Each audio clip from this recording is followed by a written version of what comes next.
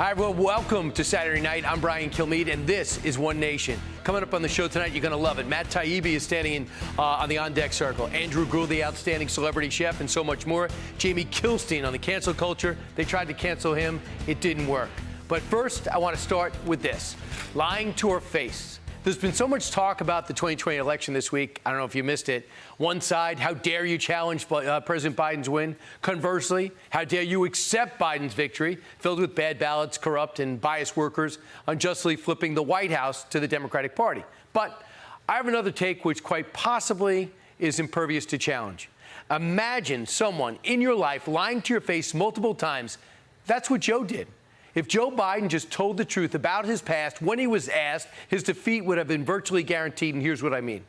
Thanks to recent revelations, 2+ years later, we're finding out about the allegations about his family business were flat-out facts. Blatant conflicts of national interest, all true. Let's talk about the first major lie, the infamous laptop.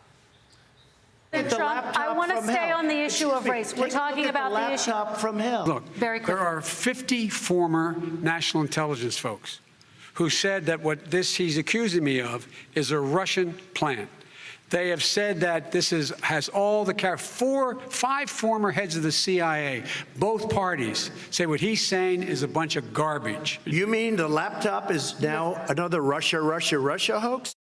You realize how nutty that was? Joe effortlessly looking into the camera and saying something he knew was not true. You know, the entire worldwide press corps backed him up. We continue.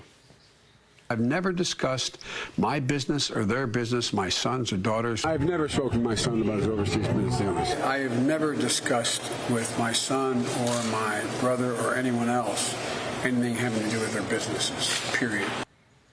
Joe has repeatedly said he had nothing to do with it. This week we learned from Devin Archer, same thing we learned from Tony Bobulinski. The business buddy of Hunter, had everything to do with it, and Joe played a central role. The Biden brand bringing clients in from places like Ukraine, Kazakhstan, Romania, China, the Moscow mayor of Russia, and more than 20 times in person or on the phone, Joe parachuted into those meetings that he said he never knew anything about on Hunter's cue. Actions speak louder than words. Listen. He made a fortune in Ukraine, in China, in Moscow, that is simply and various not other places. True. My son has not made money in terms of this thing about, what are you talking about, China.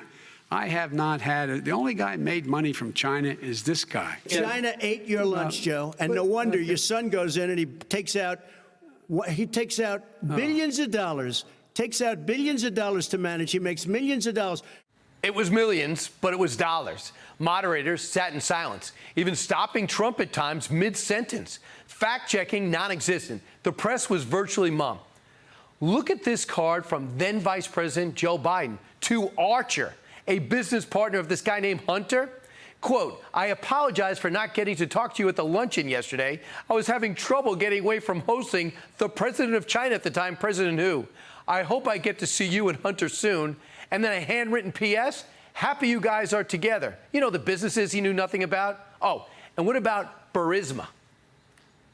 Did Burisma pay him $183,000 a month with no experience in energy?